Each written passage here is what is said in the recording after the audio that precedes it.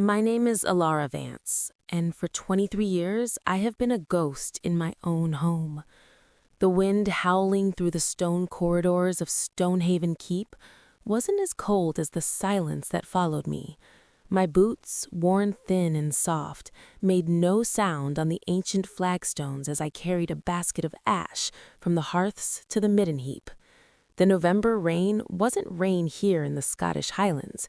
It was needles, sharp and relentless, and it soaked through my woolen cloak as if it weren't there. I didn't mind. The cold was something I could feel. The numbness inside was worse. They called me the Broken Omega, the pack's eternal disappointment, the daughter of heroes who had died defending these very walls, whose legacy I could never hope to touch. My first shift at 16 had been a quiet, shameful affair, where the others had emerged as powerful, sleek wolves of gray and black and russet. I had shifted into a small, trembling creature with fur the color of dirty snow, barely larger than a farm dog. The elders had looked away, my peers had laughed, and the boy I had secretly admired, Caelan Thorne, had just stared with an expression I couldn't name before turning his back. That was 7 years ago. The laughter never really stopped. It just changed tone. I was passing the entrance to the main training yard when the sound found me. It wasn't laughter this time. It was a voice like polished silver, smooth and meant to cut. "Look, the Keeper of the Ashes is hard at work." Seraphina Blackwood, daughter of the head enforcer, she stood beneath the arched gateway, perfectly dry, a subtle shimmer in the air around her repelling the rain. A weather-warding charm, a luxury I would never know. 2 of her friends flanked her, mirrors of her cold beauty.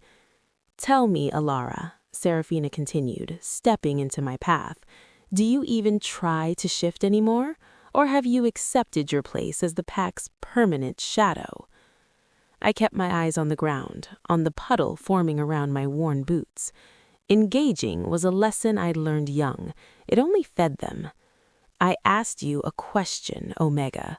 Her hand shot out, fingers like ice wrapping around my wrist, halting me. The basket of ash tilted, threatening to spell. "Has all this servitude finally taught you where you belong?" I could feel the weight of their stares, smell it. In our world, scent doesn't lie, and theirs was a cocktail of boredom, superiority, and a sharp, glittering malice. Seraphina's was the worst. It was satisfaction. She enjoyed this. She craved it. "Please," I murmured, the word tasting like ash itself. "The head cook is waiting for these." "Please," she echoed, her laugh a brittle chime. "The Broken Omega says please. How quaint. I think you should say it on your knees. That's where shadows belong, don't you think?" Something inside me, a last stubborn ember buried deep beneath years of frost, flared. It was small, but it was hot. I lifted my gaze, just for a second, and met her cold blue eyes. "Let me pass, Seraphina." The words hung in the icy air. Her friends gasped. No one spoke to Seraphina Blackwood like that, especially not me. Her grip tightened, nails digging in. "You dare—" "Seraphina." The new voice was a blade sheathed in velvet. It cut through the tension, and Seraphina's hand fell away from my arm as if burned. Caelan Thorne stood in the doorway leading to the great hall. The beta heir, the pack's golden son. At 25, he was everything a leader should be. Tall, broad-shouldered, with hair the color of autumn oak, and eyes that missed nothing. Eyes that once looked at me with a shy kindness when we were children, sharing stolen apples in the orchard. Now they were careful, neutral, empty. "Caelan," Seraphina's voice transformed, sweet and light. We were just reminding Alara of her duties. She seemed confused. "Your father is looking for you," Caelan said, his tone leaving no room for argument. "The Alpha has called an emergency gathering. All Highborn are to prepare." Seraphina's smile didn't reach her eyes. Of course. She shot me a final venomous glance before gliding away, her friends in tow. I stood frozen, the cold seeping into my bones. Kalen's gaze swept over me, from my soaked hair to the humble basket in my arms. There was no kindness there, no recognition of the girl he'd known, just a beta fessing a problem. The Alpha requires the Great Hall to be prepared, immediately. It wasn't a request, it was an order wrapped in distant courtesy. I nodded, unable to speak past the tightness in my throat, and hurried past him, feeling his eyes on my back until I turned the corner. The servants' passages were my sanctuary, low-ceilinged and dim. I delivered the ashes and made my way to the Great Hall, my mind churning, an emergency gathering. That was rare. A shiver that had nothing to do with the cold traced my spine. The Great Hall was a cavern of shadows and memory, tapestries depicting packed victories frayed at the edges. The Alpha's throne, carved from a single dark oak, sat empty on its dais. My hands moved on instinct, lighting the tall iron braziers, their flames fighting the gloom. This was my domain, in a way. I knew every creaking floorboard, every drafty window. I knew the silence here better than I knew any voice. I was adjusting a heavy fur on the Alpha seat when the main doors groaned open. I turned and my world shattered. Alpha Magnus Thorn, Kalen's father, filled the doorway. He was a mountain of a man, his presence bending the very air around him to a weight of pure authority. Behind him was Beta Ronin, Kalen's uncle, his face a grim mask, and flanking them were 6 pack enforcers, and Kalen. His face was an unreadable stone. Ilara Vance. The Alpha's voice was quiet. It was the quiet before the avalanche. I bowed my head, my heart a frantic bird against my ribs. Alpha, the hall is almost ready. Leave that, he commanded. He walked forward, each footfall echoing like a drumbeat of doom. The enforcers spread out, forming a loose circle around me, trapping me. You are summoned to stand before the Pack Council tonight. The air left my lungs. Alpha? I don't... For what? His dark eyes, the same shade as Kalen's, but infinitely harder, pinned me where I stood. 3 nights passed. Someone entered my private chambers. They bypassed ancient wards. They stole a chest from my personal treasury, items of great value, of great power. Ice flooded my veins. I would never... Enough. His hand moved. I didn't see it, only felt the explosion of pain across my cheek as his signet ring split my skin. The force threw me to the cold stone. I tasted blood, copper, and salt. You forget your place, Omega. His voice was calm again, which was worse. I am offering you the mercy of a trial. The evidence is before us. Your scent, your secret payments, your insufficiency that would drive one to seek power elsewhere. He leaned down, his shadow swallowing me. Do you understand the charges? Theft from the Alpha and treason against the Pack. Treason. The word echoed, final as a tomb door closing. The punishment for treason, Beta Ronin said from somewhere above me, is death. Death. They were going to kill me for something I didn't do. The cold stone beneath me seemed to suck all warmth, all hope from my body. I pushed myself up on shaking arms, looking past the Alpha to where Kalen stood. He was looking at his father, his profile stern. He did not look at me. Who benefits from this? I whispered, the blood from my lip dripping onto the stone. Who wants me gone? The Alpha straightened, his expression one of cold disdain. The trial begins at sundown. Prepare yourself. They filed out, the enforcers, the Beta, the Alpha. Kalen was the last to leave. In the doorway he paused. For one heartbeat his eyes met mine, and in them I saw it. Not pity, not anger. It was something far worse. It was resignation. the look of a man who has read the verdict long before the trial has begun. Then he was gone, and I was alone in the hall of judgment, with only the flickering flames of the braziers to witness my despair. But deep within me, in a place so hidden I had forgotten it existed, something stirred. Not my weak, pitiful wolf, something older, something that had been dreaming in the dark for 23 years, and the taste of my own blood, the scent of my own fear, was an alarm bell. It was the sound of chains beginning to strain. The silence after the Golden Spirit's accusation was the most profound sound I had ever heard. It was the silence of a world turned upside down, of certainty shattered into 1,000 glittering, dangerous shards. All eyes, wide with terror, awe, and dawning horror, swung from the radiant wolf to Caelan Thorne. He stood frozen on the dais, beside his father, the moonstone pendant still dangling forgotten from his fingers.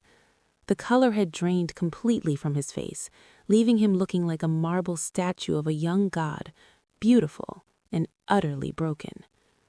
Alpha Magnus was the first to find his voice, though it was stripped of all its earlier power, reduced to a strained rasp. What is this? What spirit have you summoned, girl?" The golden wolf, Fenrir, the name surfaced in my mind from some deep instinctual well, turned its luminous gaze to the Alpha. "I am the chain breaker. I am the memory your pack chose to forget. I have slept in this one's blood since her first breath, waiting for the day your corruption would demand my awakening." It then looked back at Caelan, who seemed to shrink under its regard. "Speak, son of Thorn. The stench of your deception is a stain on this hall. Confess." Caelan's throat worked. He looked at his father, at Ronan's stunned face, at the hundreds of packmates kneeling in fear and confusion. His mask of detached duty crumbled, revealing a raw, terrified young man beneath. The pendant slipped from his fingers and clattered on the stone dais, the sound absurdly loud. I didn't steal the chest." "Then what did you do?" The question came from Elder Althea, her ancient voice sharp as a flint. Caelan's eyes squeezed shut. When he opened them, they were full of a tortured shame. "I knew who did, and I helped them. I helped them frame Ilara." A roar of disbelief and outrage erupted, but Fenrir raised its massive head and a wave of pure power silenced it instantly. "Who?" Alpha Magnus demanded, the word a lash of betrayal. "Who stole from me, and why would you betray your pack, your own blood, for them?" Caelan's gaze flickered, against his will, into the crowd. Not to the nobles section, but to the warrior side, to a figure trying to meld into the shadows near the back. Fenrir's gaze followed his. There. Everyone turned. The crowd parted like a sea, revealing Lorcan Blackwood, Seraphina's older brother, a rising star in the Enforcers, fierce, ambitious, and known for his disdain for weakness. He wasn't keeling like the others. He was standing stiffly, his face a mask of defiance that was rapidly crumbling into panic. "Lorcan?" Beta Ronan breathed, disbelief warring with fury on his face. "It's not what you think." Lorcan's voice was too high, too sharp. "The beta hair is trying to save himself. He's lying." "Am I?" Caelan's voice was hollow, dead. "You came to me 6 weeks ago. You showed me the markers you owed to those loan sharks in Glasgow, human criminals who were going to come after your family, expose us. You said you just needed a few valuable pieces to sell quietly, to make it all go away. You said no one would ever know." "You're a traitor and a liar," Lorcan snarled, taking a step back. "You knew I could get into the treasury. My father's blad bypasses the oldest wards. I refused, at first, but then you reminded me about the girl, the human girl from the village 2 summers ago." A new, different kind of tension gripped the hall. Humans were off limits. Violence against them was the deepest taboo. "What, girl?" Alpha Magnus's voice was dangerously quiet. Kaylin looked at the floor. "During a full moon run, I strayed too close to the village. She saw me mid-shift. She screamed. I was young. I was panicked. I chased her. She fell, hit her head on the rocks by the river. She died." A tear finally traced a path through the dust on my cheek. "She died. Lorcan was there. He had followed me. He had evidence. A photograph from a cheap human camera. He said if I didn't help him, he'd show it to you. He'd have me exiled, or worse." The confession hung in the air, foul and heavy. Murder of a human, blackmail, theft. The beta hair was unraveling the very fabric of pack law. "So you stole from your alpha?" Elda Althea said, her disgust palpable. "I took the jewelry, the gold coins," Kaylin whispered. "I gave them to Lorcan, but I knew if the theft was discovered, I'd be the suspect. I had access, motive now that I was indebted to Lorcan. We needed a scapegoat, someone no one would question, someone whose guilt would be instantly believable." His tortured eyes finally lifted and found mine. "Ilara." The word was a punch. Hearing it laid out so coldly, so logically, was worse than the accusation itself. "Lorcan suggested it," Kaylin said, his voice breaking. "He said she was perfect, weak, isolated, sending money to the human world. We used her bedding to get her scent on the lock. Lorcan planted the pendant in her room during the search. We crafted the whole story." He looked at his father, pleading now. "I never meant for it to go this far. I thought exile, maybe. A stern lesson. Never death. When you pronounced the sentence, He trailed off, the horror of his own inaction finally consuming him. Alpha Magnus looked at his shattered son to Lorcan, who was now surrounded by a ring of stern-faced enforcers who had once been his comrades.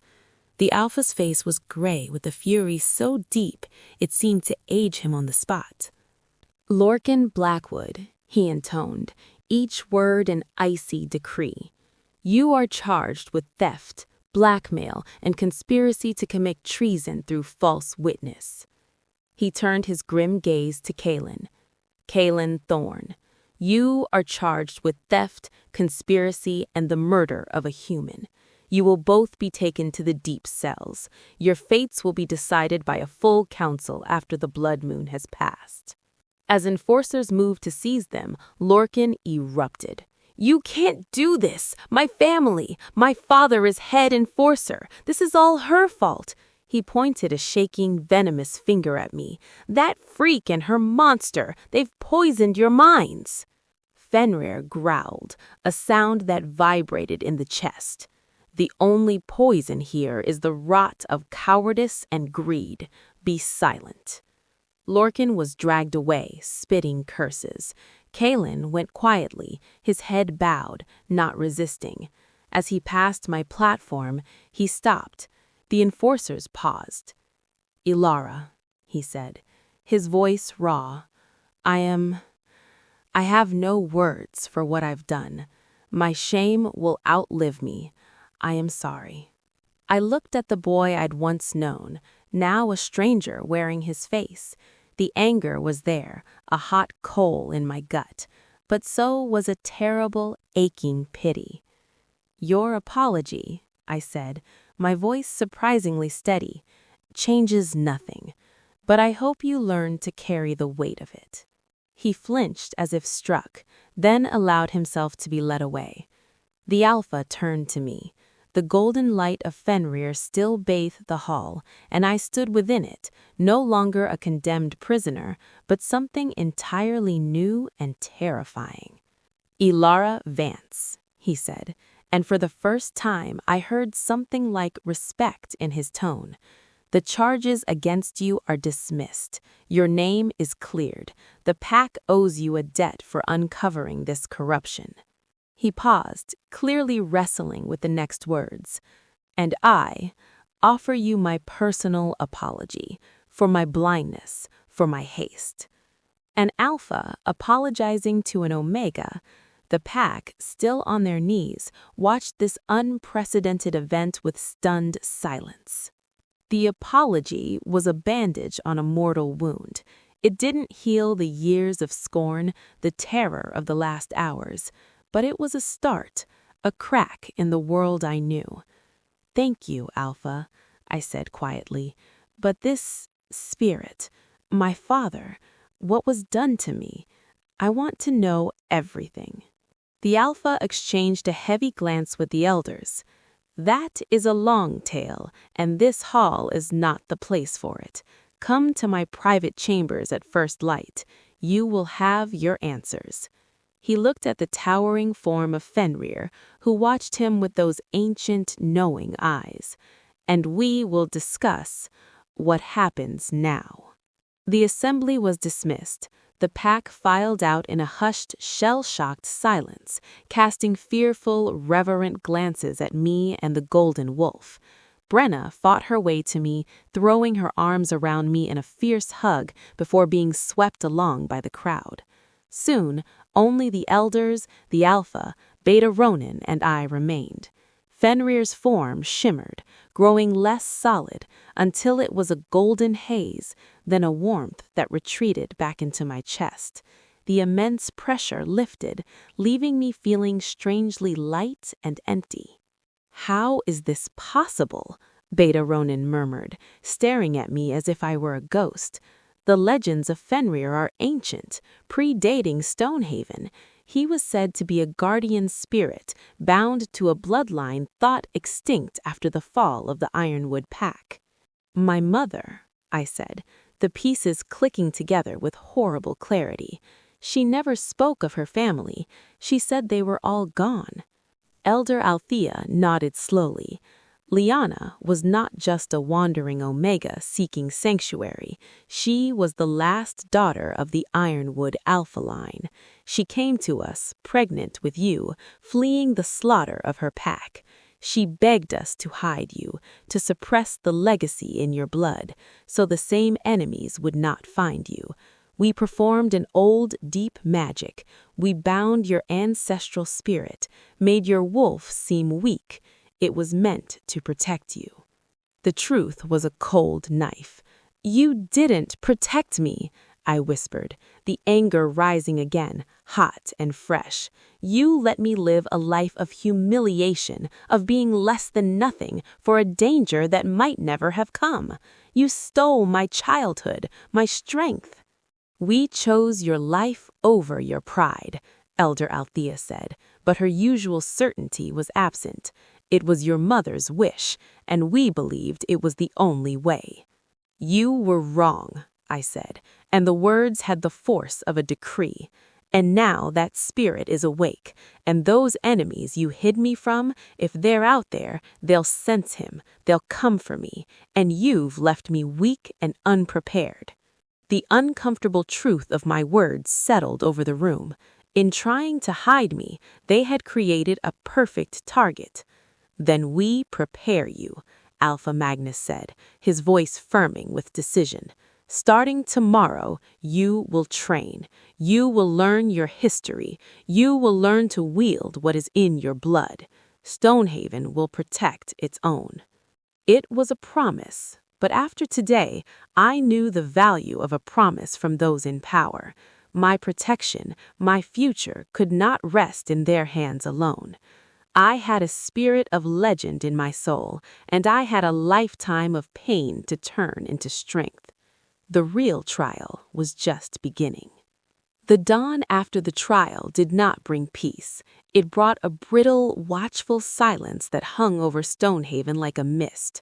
I spent what was left of the night in my new quarters, a real room in the family wing, with a window that looked east over the mist-shrouded loch.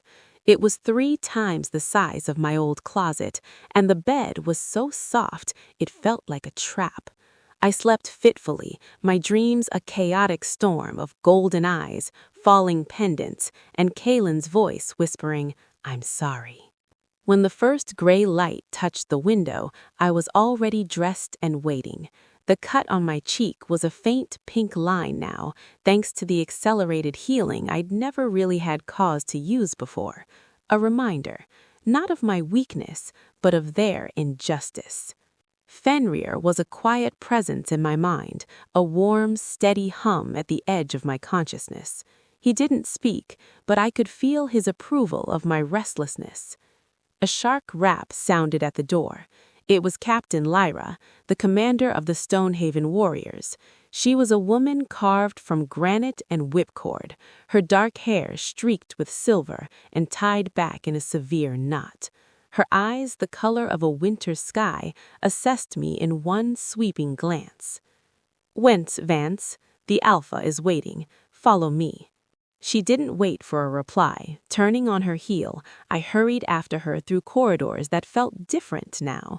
Servants I'd worked beside for years ducked their heads or offered tentative, nervous smiles. Warriors we passed stopped their conversations, their eyes tracking me with a mixture of awe, curiosity, and outright suspicion. The Alpha's private study was a room of knowledge and power. Shelves groaned under the weight of leather-bound histories and rolled maps. A great hearth held a crackling fire, and Alpha Magnus stood before it, his back to the door. Elder Althea was there too, seated in a high-backed chair, her gnarled hands resting on a wolf-headed cane. "Leave us, Lyra," the Alpha said without turning. "Wait outside." Captain Lyra bowed a little and withdrew, closing the heavy oak door with a soft thud. "Sit, Ilara," Elder Althea said, gesturing to a chair opposite her. I sat, perching on the edge, every sense alert. The Alpha turned. He looked tired, the events of the previous night etched on new lines on his face. "What do you know of the Ironwood Pack?" "Nothing," I admitted. "My mother never spoke of it. I thought she was a lone wolf." Ironwood was ancient, elder than Stonehaven. They held the deep forests to the north, places where the old magic still pooled thick amongst the roots. They were guardians of places and knowledge the rest of the world had forgotten, and they were powerful. Their Alpha line, your line, was said to be blessed by the primordial spirits of the land. Fenrir was their sigil, their protector. She took a slow breath. But such power attracts envy and fear. A coalition of rogue packs, outcasts, and power-hungry alphas from the continent began to form. They called themselves the Ashen Claw. They preached a brutal doctrine: call the weak, conquer the strong, let power be the only law. They saw the old ways of packs like Ironwood as weakness, a sickness to be burned out. The Ashen Claw moved against Ironwood 24 years ago. Alpha Magnus took over, his voice grim. It was not a war, it was an eradication. They attacked under a blood moon with dark magics that unraveled Ironwood's defenses. Your grandfather, Alpha Boron, your uncles, your cousins, all were slaughtered. Your mother, Liana, was newly pregnant with you. She escaped with a handful of loyal warriors who gave their lives to cover her flight. She arrived here, half dead, begging for sanctuary. "And you bound my spirit," I said, the words tasting bitter. At her desperate request, Althea insisted, but her eyes held a glimmer of shame. The binding was a cloak to hide the last spark of Ironwood's flame from the Ashen Claw's sight. We believed they would hunt you to the ends of the earth if they knew you lived. We believed making you appear weak was the only way to keep you alive. "And in doing so, you left me defenseless," I said, not raising my voice, but the steel in it made the Alpha straighten. "If the Ashen Claw is still out there, and they sense Fenrir's awakening, they will come. And I have spent 23 years learning how to be a victim, not a warrior." The truth of it hung in the smoky air. "Then we change that," Alpha Magnus said, his jaw set. "Starting today. Captain Lyra is the finest warrior Stonehaven has produced in a century. She will be your trainer. You will learn combat, strategy, control. You will learn your history, and you will learn to command the power inside you. And what does Stonehaven get in return? I asked, the suspicion born of a lifetime of being undervalued rising up. A new weapon? A symbol to unite behind? The Alpha met my gaze squarely. We get a pack member who is strong, safe, and able to defend herself. That is all. The choices you make with that strength will be your own. It was a better answer than I expected. I gave a short nod. There's one more thing, Elder Althea said, leaning forward. The binding spell had a fail-safe. It was tied to your survival instinct, when your life was in mortal peril, when you faced true death with defiance in your heart, it would shatter. That is why Fenrir awoke during the rite. Your courage broke the chains, Alara. Not us. You. The words landed softly, but their impact was immense. I had done that. My choice, my defiance. It was a small, precious piece of ownership in a life that had felt dictated by others. Thank you for telling me, I said, rising. I will report to Captain Lyra. The training grounds were a world of sweat, grunts, and clashing wood. Dozens of warriors were already at work, their movements a symphony of controlled violence. When I walked onto the packed earth with Lyra, the symphony faltered. All activity ceased. Every eye was on me. Lyra ignored them, leading me to an empty ring marked by stones. First lesson. Your spirit is a storm. Your body is a poorly built hut. We must reinforce the hut before we let the storm loose. She tossed a practice sword, a simple, heavy length of wood, at my feet. Show me your stance. What followed was 3 hours of exquisite, humiliating agony. Lyra was a merciless teacher. My stance was wrong, my grip was weak, my footwork was clumsy. She corrected me with sharp words and sharper demonstrations, throwing me to the ground again and again. My muscles, used to the repetitive strains of servant work, screamed in protest. Bruises bloomed on my arms and back. You were weak, Lyra stated bluntly, as I lay gasping after a particularly hard fall. Years of poor food and no real exercise. That changes now. You will eat what my cook prepares. You will do the exercises I assign. You will build a foundation of steel, or the first real enemy you face will shatter you. I pushed myself up, dirt and sweat streaking my face. How long? To be competent, a year. To be dangerous, 2. To master what you carry. She looked at me, and for the first time I saw not disdain, but a fierce, challenging light in her winter eyes. That's a journey without a map. Now, again, we move to shifting. Control is everything, Lyra instructed.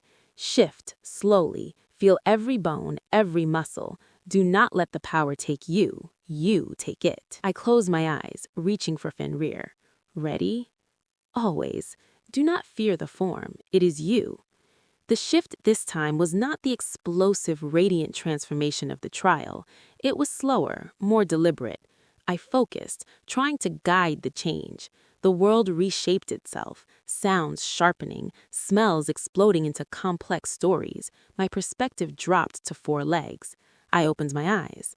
I was still enormous, still a wolf of gleaming gold, but I felt more contained, solid. Lyra, to her credit, didn't flinch, though her eyes widened slightly. Good. Now walk. Get used to the weight, the balance. Moving in this form was like learning to walk again. I was powerful, but clumsy with it. I took a step and my paw dug deep into the earth. I tried to turn and nearly overbalanced. A low chuckle rippled through the watching warriors. Lyra's head snapped around. You find something amusing, Rylan? She barked at a smirking young warrior. You think mastering a form 3 times your size is easy? Step into the ring. Let's see your control. The warrior, Rylan, paled and shook his head, melting back into the crowd. Lyra turned back to me. Ignore them. They fear what they don't understand, and they envy power they cannot have. Now, shift back, slowly. The reversal was easier.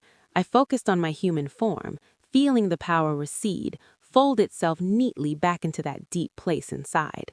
When I stood on 2 legs again, I was dizzy, breathless, but triumphant. Adequate, Lyra said, but I saw the faintest hint of approval at the corner of her mouth. We will practice shifting daily. Speed, silence, partial shifts for combat. Now, go clean up. Report to the library after the midday meal. Your history lessons await. As I limped off the field, every muscle protesting, I felt the warrior's eyes on me, but the suspicion was now mixed with something else, a wary respect. I had not broken, I had gotten up. In my room, washing off the grime, I looked at my reflection. The girl staring back had dark circles under her eyes, a healing cut on her cheek, and a determined set to her mouth I didn't recognize. She looked tired. She looked sore. But for the first time, she did not look broken. "The hut is damaged," Fenrir's voice murmured in my mind, warm with amusement. "But the foundation is sound, and we will build a fortress." The Stonehaven Library was a fortress of a different kind. It occupied the oldest part of the keep, a round tower where the air was perpetually cool and carried the scent of old parchment, dust, and beeswax.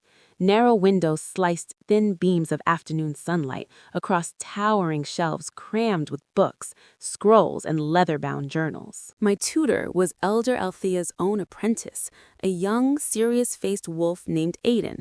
He had ink stains on his fingers and a perpetually curious light in his eyes that held no trace of fear or pity when he looked at me. "The history of the Ironwood Pack is fragmented," Aiden explained, unrolling a brittle scroll on a wide oak table. "The Ashen Claw destroyed much. What we have comes from traders' accounts, songs from neighboring packs, and the few records your mother brought with her." He pointed to a beautifully illuminated family tree. "Your grandfather, Boren Ironwood. Your grandmother, Alara." I started. "I was named for her?" Aiden nodded. "Your mother's wish, a quiet act of defiance, I suppose." He traced the lines down. "Your mother, Liana, was the youngest. Here are your uncles, fallen in the war." His fingers stopped at a name that had been meticulously scratched out with black ink, the parchment beneath nearly worn through. "And this was your aunt, Syra. Why is her name removed?" Aiden's voice dropped. "According to the notes your mother left, Syra did not fall in the attack. She disappeared years before. There are whispers she was seduced by the Ashen Claw's ideology, that she betrayed Ironwood's secrets. Her name was erased from the family record for her treachery." A chill that had nothing to do with the cool air crept down my spine. A traitor in the blood. Was that the weakness the Ashen Claw had exploited? "What do we know of the Ashen Claw now?" I asked. Aiden moved to another shelf, pulling down a more recent ledger. "Scattered reports, raids on isolated packs in the Scandinavian north, strange magics that blight the land.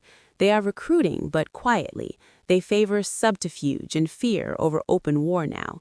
Their symbol," he pointed to a rough sketch in the margin of the ledger, "is a clawed hand clutching a broken crown." The image was simple, brutal.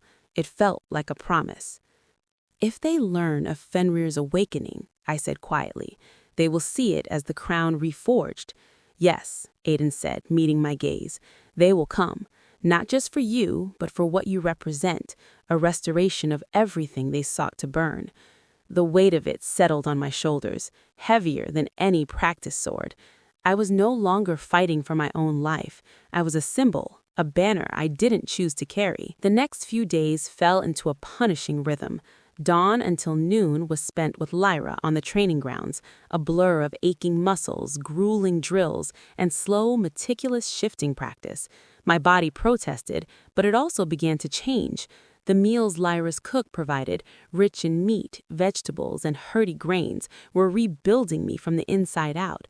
I was still slender, but a new hardness was beginning to define my arms, my legs. The afternoons were with Aiden in the library, a different kind of training. I learned pack law, territory maps, the histories of alliance and betrayal. I studied the accounts of the Ashen Claw's magic, shadow weaving, mind-affecting whispers, corruptions that turned the land sour. Knowledge was a weapon too, but the keep itself was a battlefield. The pack was divided. Some, like Brenna and a handful of younger warriors inspired by the legend, openly supported me. Others, particularly older nobles aligned with the disgraced Blackwood family, or those who simply feared change, regarded me with icy hostility. Whispers followed me. "Freak of nature. She'll bring the claw down on us all. That thing inside her isn't a spirit, it's a curse."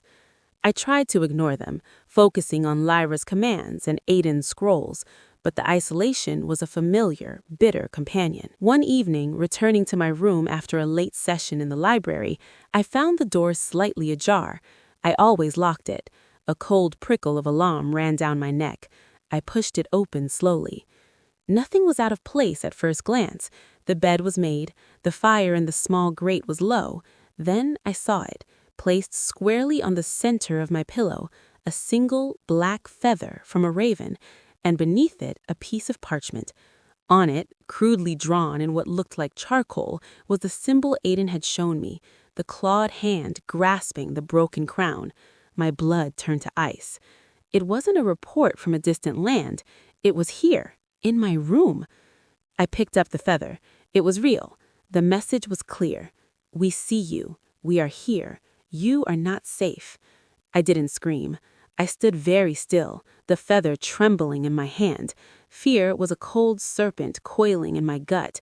But beneath it, kindled by the constant training, by Fenrir's steady presence, was something hotter. Anger. This was my space, my fragile, hard-won sanctuary. They seek to frighten you. Fenrir's voice rumbled, a low growl in my mind. They are spiders, preferring shadows to light. What do I do? I whispered. You show no fear. You tell your alpha, and you learn to see in the dark. I went straight to Alpha Magnus with feather and parchment in hand. His face darkened into a thunderhead when he saw them. He summoned Captain Lyra and Beta Ronin immediately. A breach inside the keep, Lyra hissed, examining the feather. This is an insult. It's a message, I said, my voice steadier than I felt. They're telling me their eyes are inside Stonehaven, that my training, my guards, none of it matters. It matters, Lyra said, her eyes glinting like chips of flint. It means we stop treating this as a distant threat and start a hunt tonight. Increased patrols were ordered. Every stranger, every servant with unclear lineage was to be questioned. The atmosphere in the keep grew even tenser, a wire pulled tight. The next morning, Lyra changed my training. You've learned to take a hit, she said, circling me in the ring. Now you learn to see the hit coming. You carry a primordial spirit. Your senses should be sharper than any wolf's. You're not using them. She blindfolded me. Defend. What followed was an hour of fresh bruises as practice swords tapped, then whacked my arms, my ribs, my legs from every direction. I was hopeless, stumbling, reacting too late. You're listening with your ears, Lyra barked after a particularly stinging blow to my shoulder. Stop listening. Feel the air move. Smell the shift in my stance. Sense the intention before the action. Frustration boiled over. I yanked the blindfold off. I don't know how. Then stop trying so hard, she snapped. It's not a thought, it's an instinct. The same instinct that lets you know someone is staring at you from behind. Open that door. Let Fenrir help you. I took a deep breath, replaced the blindfold, and reached inward. Help me see. A warmth spread from my core, not transforming me, but heightening me.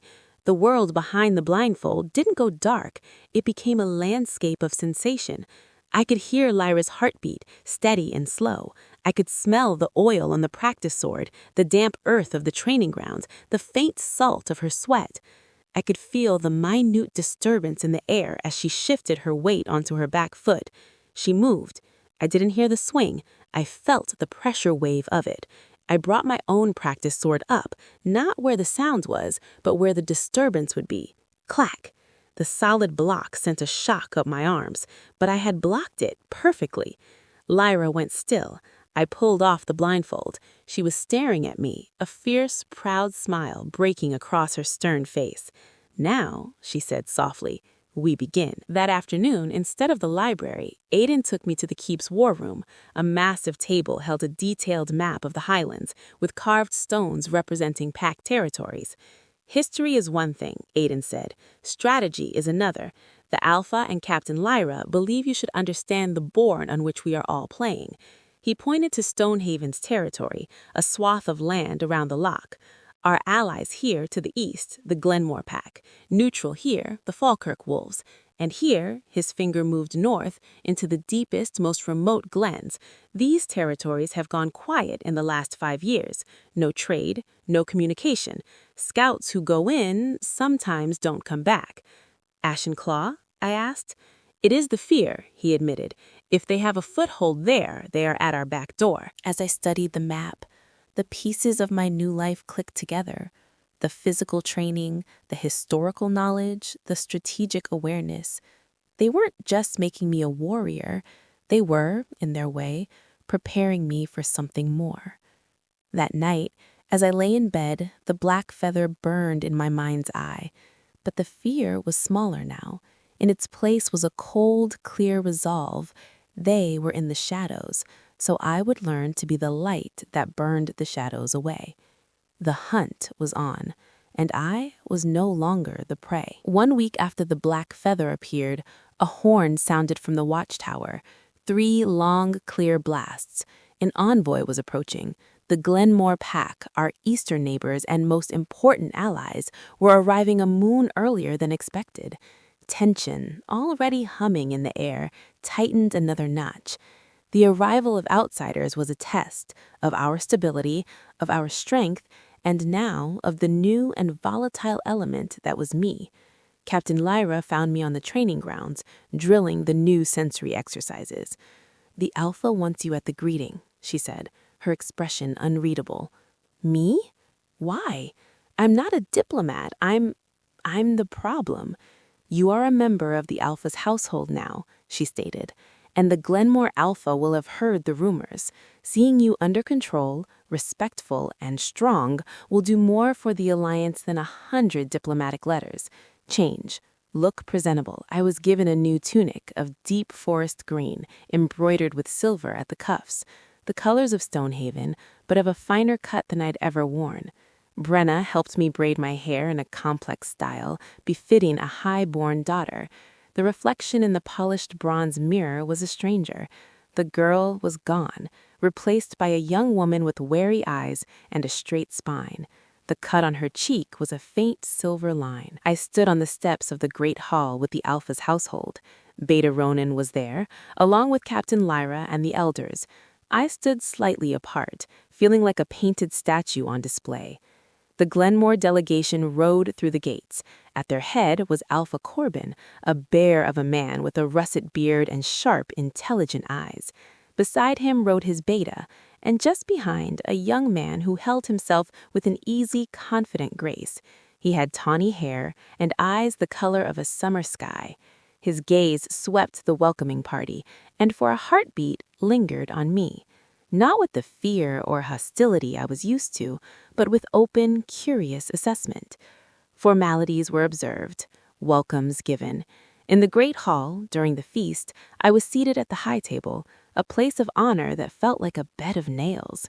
I ate little, speaking only when spoken to, my senses stretched thin, filtering the roar of conversation, the clatter of dishes, the myriad of scents, roast meat, ale, pine smoke, and the unfamiliar heather and honey scent of the Glenmore wolves. The tawny-haired young man was introduced as Ronan, Alpha Corbin's son and heir.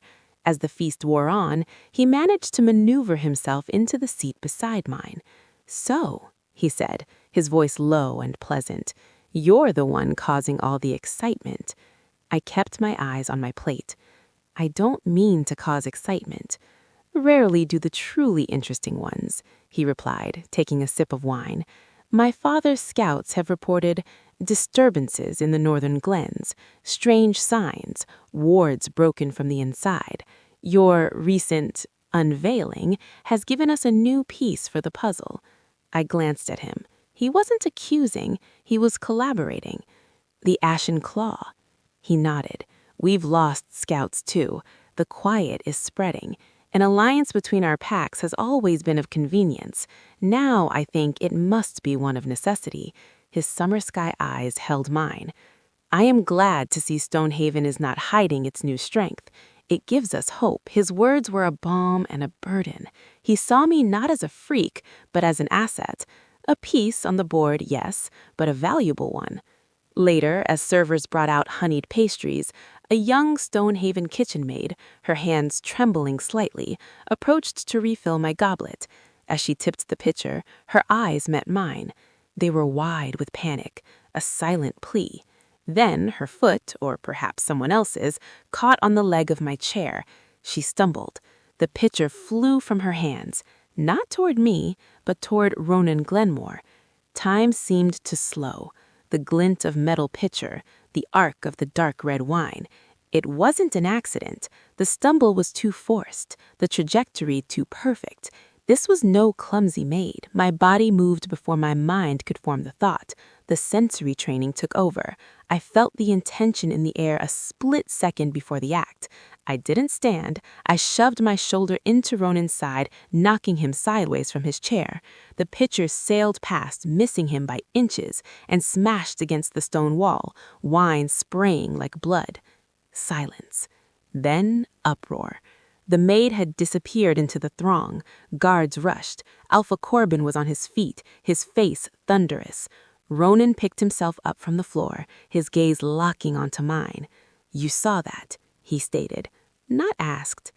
"I felt it," I admitted. Alpha Magnus was beside us, his expression grim. An assassination attempt. In my hall. His eyes swept the crowd, seeking the vanished maid. Lyra! But the maid would not be found. She had melted away, a ghost in plain sight. The message was clearer than the black feather. The enemy wasn't just whispering in shadows. They could strike at the heart of our alliances. The feast dissolved into a tense council of war. I was included, not as a curiosity, but as the one who had prevented a diplomatic disaster. "She was one of yours," Alpha Corbin growled at Magnus. "She was a plant," Captain Lyra countered, her voice like ice. "The real Elspeth has been in the sick ward with fever for 3 days. Someone took her face and her place." Shape-shifting magic, a dark, difficult art spoken of in Aiden's ledgers, the Ashen Claw's signature. The alliance hung by a thread. Distrust filled the room like a poison. I listened to the arguments, the accusations, the fear, and that cold, clear resolve from the night of the feather solidified into a decision. I stood up. All eyes turned to me. They did this to break us apart, to make you doubt each other, to isolate Stonehaven. If we turn on each other now, they've already won. Alpha Corbin studied me. "What do you suggest, girl?" "Double the guard. But more than that, exchange them. Let a unit of Glenmore warriors guard your quarters here, and Stonehaven warriors yours when you visit Glenmore. Share scout patrols along our shared border. If they can mimic us, the only way to be sure is to have a wolf from another pack at your side, one whose scent and face you know truly." The room fell silent. It was a radical suggestion. It required a profound level of trust. Ronan Glenmore broke the silence with a low chuckle. "A soldier's solution. Simple, clean." He looked at his father. "It has merit." Alpha Corbin stared at me for a long moment, then gave a slow, grudging nod. "The pup has teeth and wisdom. We will do it." The tension didn't vanish, but it shifted, from suspicion of each other to a united suspicion of the outside threat. The attempted assassination had backfired. It had forged the alliance stronger, hotter, like steel in a crisis. Later, as the Glenmore party retired to their assigned quarters, Ronan stopped me in the corridor. "You saved my life." "I protected the alliance," I corrected softly. He smiled, a genuine, warm expression that reached his eyes. "A diplomatic answer. Thank you, Alara Vance." He hesitated. "The stories they tell of your spirit, are they true?" I met his gaze. "Yes." He didn't flinch. He nodded, thoughtful. "Then the Ashen Claw has more to fear than they know. Rest well. I have a feeling our paths will cross again." I returned to my room, my mind racing. The enemy was bold, inventive, and here. But tonight, we had not just survived their strike, we had turned it against them. I had not just reacted, I had acted.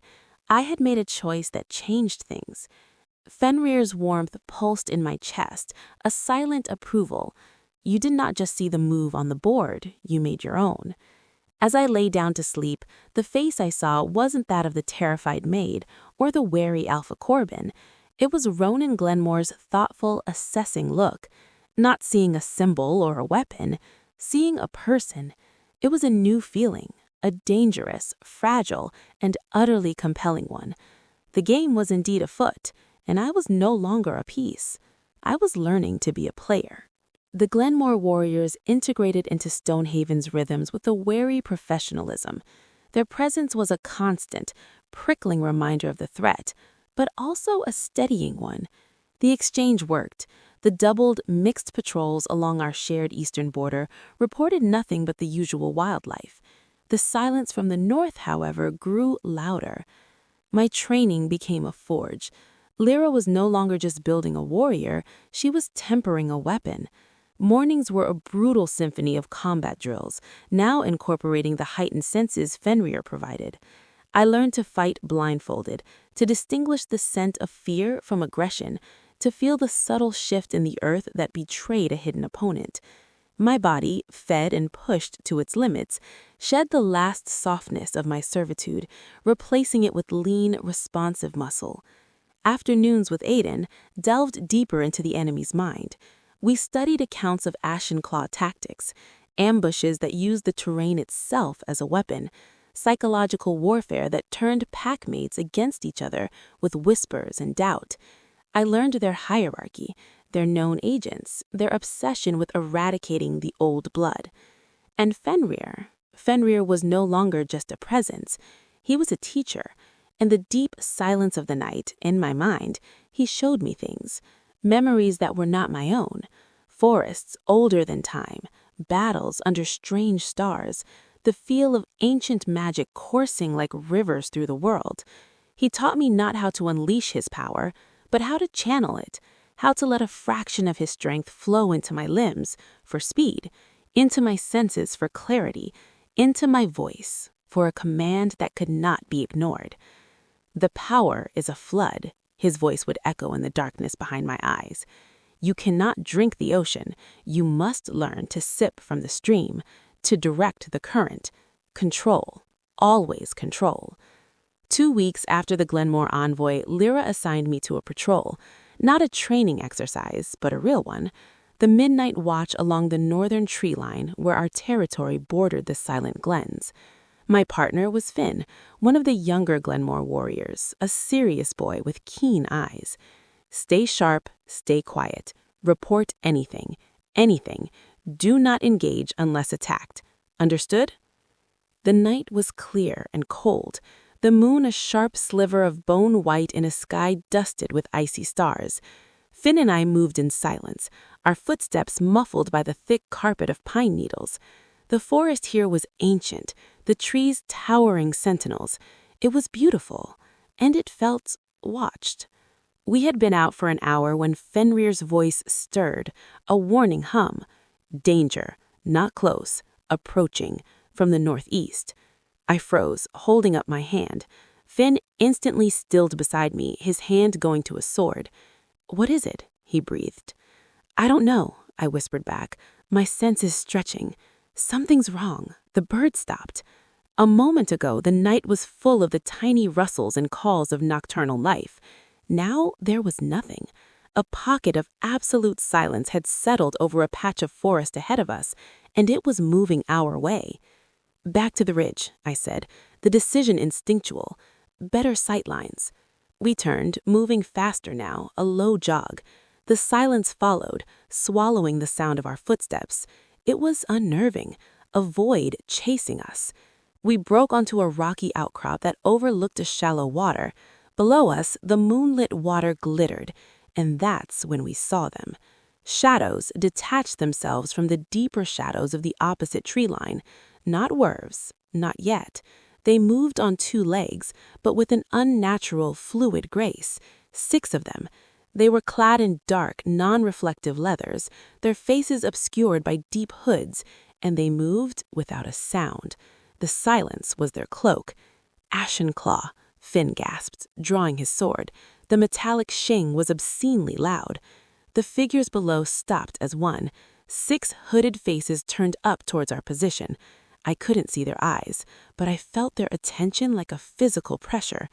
"Run," I said. "Back to the keep. Warn them." "But I'm not leaving you," Finn protested. "That's an order." My voice took on a tone I didn't recognize. Lyra's command, Fenrir's authority. Finn flinched, then nodded, turning to sprint back the way we came. The figures below moved. 2 broke off, ghosting after Finn with terrifying speed. The other 4 began to climb the rocks towards me as easily as spiders. There was no time for fear. Lyra's lessons took over.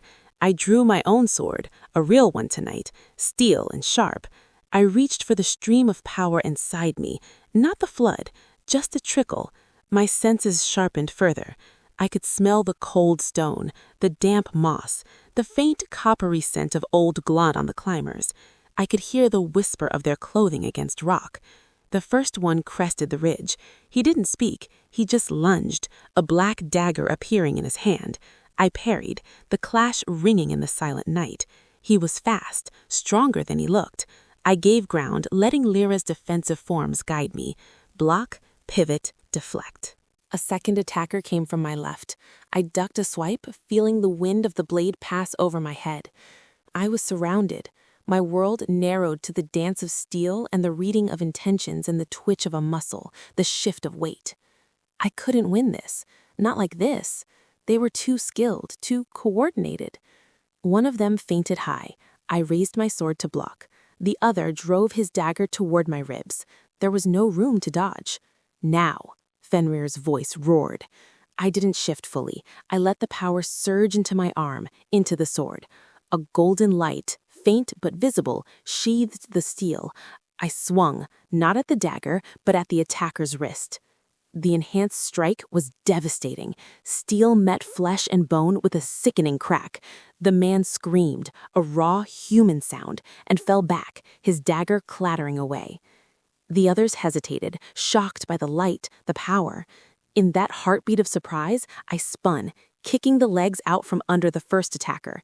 He stumbled. I didn't finish him. I turned and ran. Not toward the keep. I would lead them away from Finn's path. I plunged down the other side of the ridge, into the thick bracken of the gully below. I could hear them behind me, recovering, giving chase. I ran, my heart a frantic drum. I could outrun them. The trickle of Fenrir's power was in my legs now, making me swift as a deer, but I couldn't outrun them forever. And the 2 that had gone after Finn? A new sound cut through the night. Not a scream, a howl. But it was wrong. It was distorted, rasping, full of malice and pain. It came from the direction Finn had fled. The sound hit me like a physical blow, and with it came a wave of something dark and oily, a magic that sought to spread despair, to sap will. I stumbled, the world tilting. "Their magic," Fenrir snarled in my mind. "It is a poison. Reject it." I clung to the golden warmth inside me, a tiny sun in the sudden psychic darkness. The despair receded, but the howl came again, closer.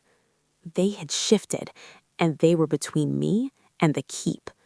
I skidded to a stop behind a giant fallen oak. I was trapped, hunted.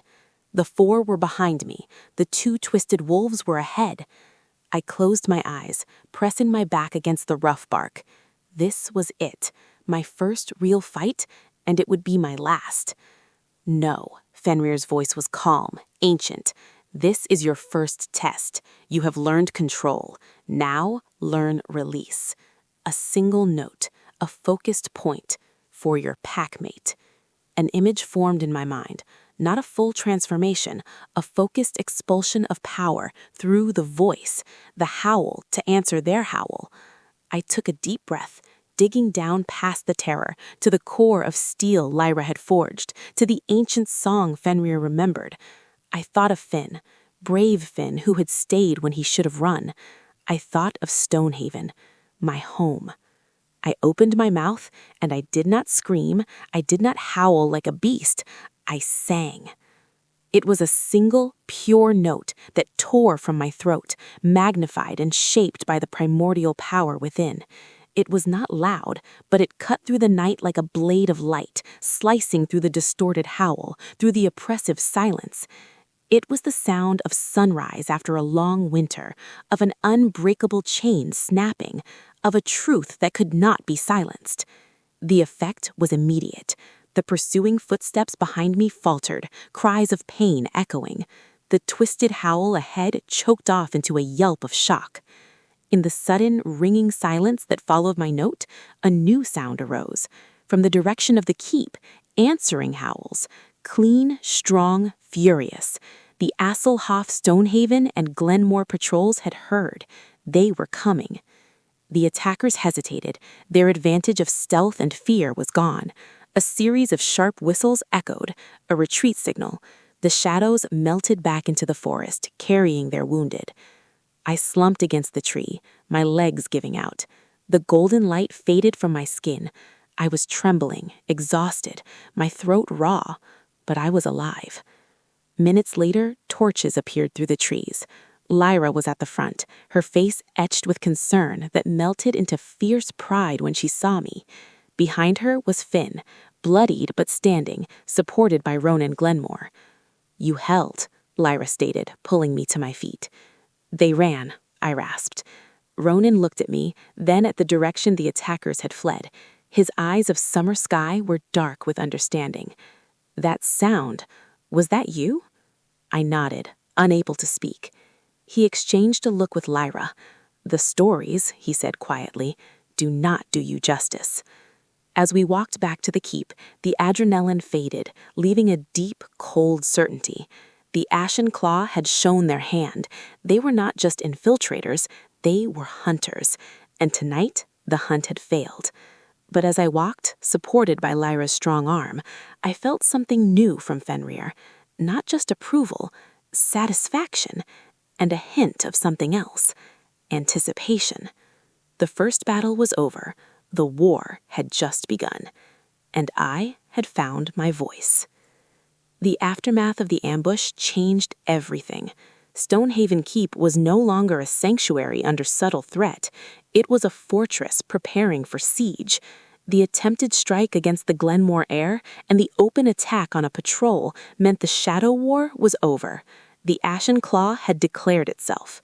In the War Council, the mood was grim but focused. Alpha Corbin had sent word. Glenmore was mobilizing its full fighting force. Our borders were sealed, scouts doubled, and for the first time in generations, children and elders were shown the hidden shelters deep within the mountain the keep was built on. And then there was me. The Golden Howl, as the warriors had started to call me, was the talk of the keep. The awe in some eyes was now tinged with a religious fervor that made me deeply uncomfortable. The fear in others had curdled into something darker, more resentful. I was the spark that had drawn the lightning, and some wondered if cutting the spark out wouldn't be easier than weathering the storm. Alpha Magnus silenced such talk with a finality that broke no argument. Ilara Vance is Pack. Her strength is our strength. Her enemy is our enemy. The next wolf who questions her place answers to me. But the pressure was a constant weight. My training intensified yet again. Lyra now drilled me in tactics, in leading small units. "They will look to you in the fight," she said bluntly. "Not because you are an alpha's daughter, but because that power in you is a beacon. You must know how to direct the fight, not just win your own." Aiden's lessons turned to strategy and logistics, how to fortify a position, how to break a siege, how to spot the corrupting touch of Ashen Claw magic on the land, a blight that started with twisted and thorny plants and a smell of ozone and rot. 5 days after the ambush, a perimeter patrol captured someone. Not an Ashen Claw warrior, but a ragged, terrified-looking man trying to sneak into our territory from the north. He claims to be a trapper separated from his party. His eyes darted constantly, and his smell was a swamp of fear and deception. He was brought to the keep's secure holding chamber, a windowless room of solid stone. Alpha Magnus, Beta Ronan, Captain Lyra and I went to interrogate him. The man cowered when we entered. "Who are you truly?" Alpha Magnus demanded. "Just a trapper, I swear, my lord." Lyra backhanded him, not hard, but with a shocking precision. Your hands have never set a snare. Try again." The man whimpered. Then his eyes landed on me, and he froze. His pupils dilated. A new kind of fear, primal and absolute, washed over him. He began to shake. You, the golden one, they said you were just a story," he stammered, staring at me as if I were a ghost. "He senses me," Fenrir whispered. "His soul is stained with their touch. Let him feel my gaze." I didn't know how to do that, but I focused on the man, letting the warm, ancient presence inside me rise to the surface just a little. My eyes, I was told later, glowed faintly with amber light. The man screamed. He threw himself at the feet of Alpha Magnus. I'll talk, just keep it away from me." His story spilled out in a frantic rush. He was no warrior. He was a fetcher, a low-level agent used for scouting and carrying messages. He had been part of a larger group sent to map Stonehaven's defenses, but their real mission, the one only the commanders knew, was different. "The grove," the man whispered, his voice hollow with terror. "The old grove, the heart of your pack's magic, they said, where the first Alpha bond was made with the land." A cold deeper than any winter seized my heart. The sacred grove, a place of ancient oaks and clear springs, hidden in a valley a half-day's run from the keep. It was where our Alpha lines were confirmed, where treaties were sworn. It was the spiritual core of Stonehaven. Only the Alpha, elders, and their guards knew its exact location. "What of the grove?" Beta Ronin growled. "They mean to desecrate it," the Fetcher whispered, shrinking in on himself. "Not attack it, to poison it. A ritual, under the next new moon. They have a shard, something from the old times, from the Ironwood Fall. They say it can twist the land's magic, turn it sour. If the grove dies, your pack's bond weakens, your strength fades, you become easy prey." The horror in the room was palpable. Attacking the grove wasn't just an act of war, it was an act of spiritual annihilation. It was the Ashen Claw's true goal, not just to conquer Stonehaven, but to unravel it from the inside, to prove that the old ways could be rotted and broken. "When is the new moon?" Lyra asked, her voice deadly quiet. 3 nights, the Fetcher whispered. The council that followed was frantic. We had 3 days to defend a location whose secrecy was its primary defense. Moving a large force would be seen. Fortifying it would take time we didn't have. "A small team," I heard myself say. Everyone turned to me. "The Grove's power is its secrecy. We send a small, elite team, not to meet an army, but to stop a ritual, to defend the heart, not the territory around it." "Who leads it?" Alpha Magnus asked, his eyes on me. I met his gaze. "Lyra commands, but I should be there. If their weapon is a shard from Ironwood, if it's tied to the old magic, Fenrir may be the only thing that can counter it." The risk was enormous, walking into a trap, likely outnumbered, to face an unknown magic. Ronan Glenmore, who had been included in the council, spoke up. "I will go, with a unit of my best. This is our fight now as much as yours." Alpha Magnus looked from me to Lyra to Ronan. He saw the resolve, the only choice. "Make your preparations, you leave at first light. Take the Fetcher as a guide. And may the spirits of the old grove walk with you." The next 36 hours were a blur of focused preparation. We picked our team: Lyra, myself, Ronan, 4 of his most versatile Glenmore warriors, and 2 of Stonehaven's best trackers. We studied maps of the grove's approaches.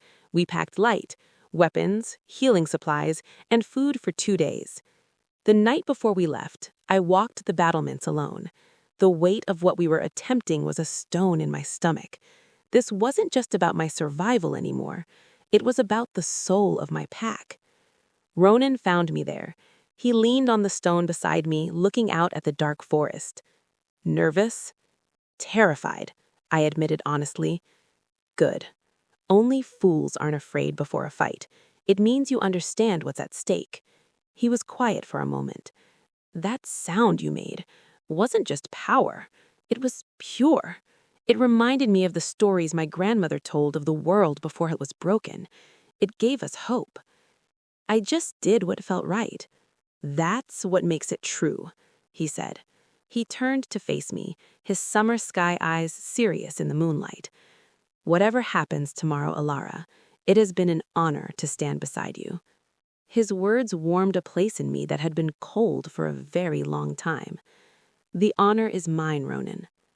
We left in the gray pre-dawn, a ghost of a team slipping from a side gate. The fetcher, bound and terrified, led the way. We moved with silent speed, Fenrir's heightened senses allowing me to guide us away from predator territories and unstable ground.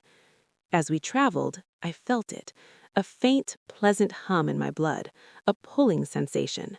The closer we got to the hidden valley, the stronger it grew. The land itself was welcoming its guardian spirit home. But beneath that welcome, seeping in from the north, was a counterpoint, a dissonant, scraping feeling, a smell on the wind that wasn't rot, but the memory of rot, the promise of blight. The Ashen Claw was already there, and we were walking straight into the heart of their darkness. We smelled the corruption before we saw the grove. It was a subtle wrongness at first, a metallic tang under the scent of pine, a brittleness to the air that made the back of my throat itch. The fetcher, whose name we'd learned was Darren, began to whimper with every step. "They're here," he moaned. "The Thorn Singer. He's already begun." Captain Lyra signaled for absolute silence. We moved like ghosts now, our progress measured in inches, using every scrap of cover. The land itself seemed to be dying around us. The vibrant moss underfoot was gray and crumbling. The leaves on the ancient oaks we passed were edged with black, curling inwards as if in pain. The pulling sensation in my blood had become a throbbing ache, a heartbeat of distress. Fenrir was a growl in the depths of my mind, a rage as old as the stones. "They violate the covenant. They poison the song." We crested the final ridge, overlooking the sacred grove, and my breath caught. The grove was a natural cathedral, a circle of 12 monolithic oaks, their branches intertwined high above to form a living dome. In the center bubbled a spring of crystal-clear water, flowing into a shallow, stone-rimmed pool. Moonlight, even the sliver we had, should have silvered everything in a soft, magical light. But a different light polluted the space. A sickly, phosphorescent green glow emanated from the center of the pool. It came from a jagged, obsidian shard driven into the heart of the spring. Around it, the water bubbled, not with life, but with a thick, oily darkness. 6 Ashen Claw warriors stood guard at the cardinal points, their forms still human, but unnaturally still. And kneeling at the pool's edge, chanting in a guttural, twisting language, was a figure robed in tattered gray and green, the Thorn Singer. His hands were extended over the water, and with each syllable, the green glow pulsed, and the black stain spread, climbing the roots of the great oaks like venom. "The shard," Ronan breathed beside me, his face pale. It's consuming the spring." Lyra's eyes were calculating, scanning the terrain. "We're outnumbered. Direct assault is suicide. We need to break the ritual, not the ritualists." She looked at me. "Can you disrupt it from here?" I reached inward. The discordant scrape of the corrupted magic was a physical pain. I tried to push my senses toward the shard, to feel its nature. It was like touching a wound, cold, jagged, and hungry. It was a piece of something much larger, something that had feasted on death and betrayal. "It is a fragment of the heart of shadows," Fenrir's voice was grim. "A weapon used at Ironwood's fall. It cannot be destroyed by mortal hands, but its song can be overwhelmed. I can try, but he'll sense me the moment I begin. You'll have to move. Lyra nodded, giving quick, silent hand signals to the team. The Glenmore warriors and our trackers fanned out, positioning themselves for a swift, brutal strike on the guards. Ronan stayed by my side, his sword drawn, his body a shield between me and the grove. I closed my eyes, shutting out the terrifying scene. I sank into that place of golden warmth where Fenrir's ancient song resonated. I didn't reach for power to shift or to strengthen my body. I sought the pure foundational note he had shown me, the sound of creation, of binding, of an unbreakable oath. I gathered it, focusing not on volume, but on purity. A single perfect tone of golden light made sound. I opened my mouth and released it. It was not the commanding howl of the forest. It was softer, a hum that vibrated in the air, in the stone beneath our feet, in the very sap of the dying trees. It was the sound of a seed cracking open, of a root finding water, of a promise kept across centuries. The effect was instantaneous. The Thornsinger's chant shattered into a cry of rage. The green glow flickered violently. The guards, previously statues, snapped their heads toward our position. "Now!" Lyra roared. Our team erupted from the shadows. Steel clashed against steel in the sacred space. Ronan stayed rooted beside me, his eyes scanning for any threat that broke through. The Thornsinger rose to his feet.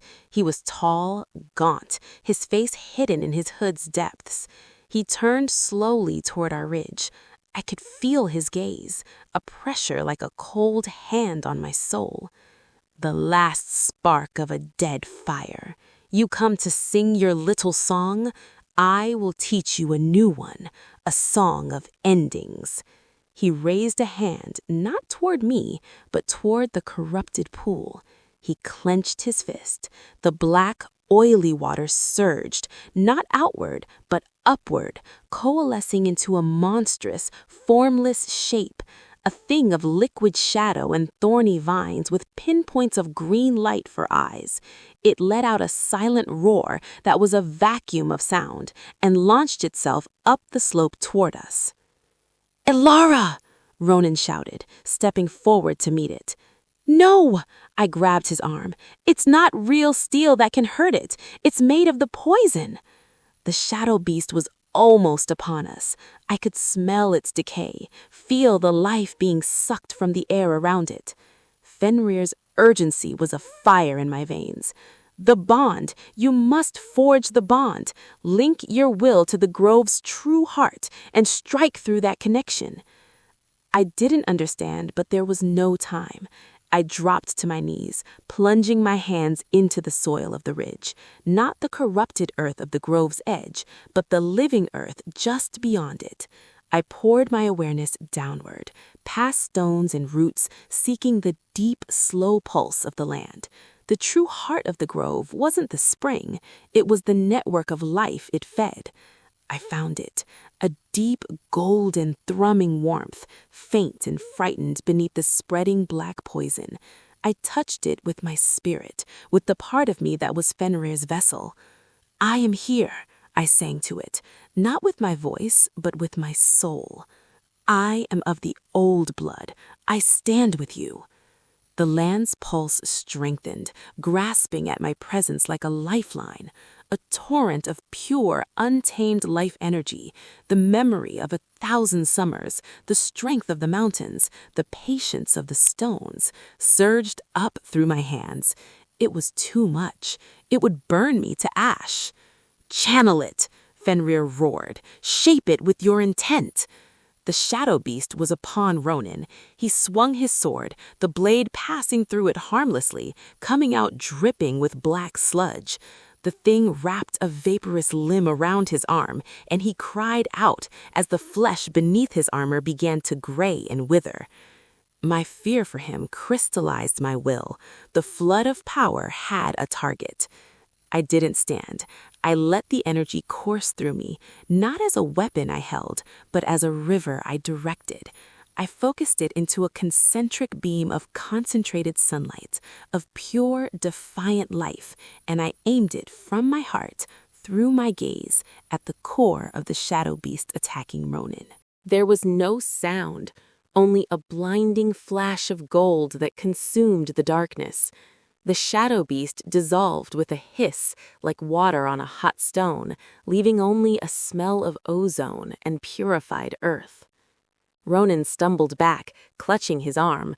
The withering had stopped, leaving angry red marks that faded even as I watched. In the grove below, the thorn singer screamed. The backlash from his construct's destruction had hit him. He staggered, the green glow around the shard wavering dangerously. But he wasn't finished. With a snarl of pure hatred, he reached down and wrapped his own hand around the obsidian shard. Black tendrils of corruption shot up his arm, but his chanting renewed, fiercer, more desperate. The shard's glow turned a violent, bloody red. He wasn't just poisoning the grove anymore. He was going to make it detonate, to blast its corrupted essence across the land. The battle between our warriors and his guards raged, but it was a distraction. The true fight was here, between his dying curse and the grove's fading heart. The connection with the land was still there, a thrumming cord of gold, but it was weakening, being strangled by the red, explosive energy coiling around the shard. I knew what I had to do. It wasn't about overpowering him.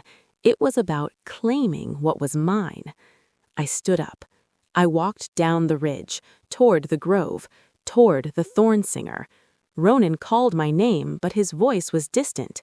My world had narrowed to the shard, to the poisoned spring, to the song of the land dying in my soul.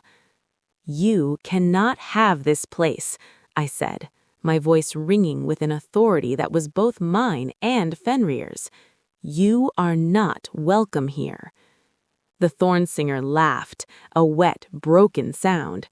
"I have already taken it, little spark. I will make it a monument to your failure." He thrust the shard downward, aiming to plunge it deeper, to trigger the final unraveling. I didn't run. I didn't summon a blast.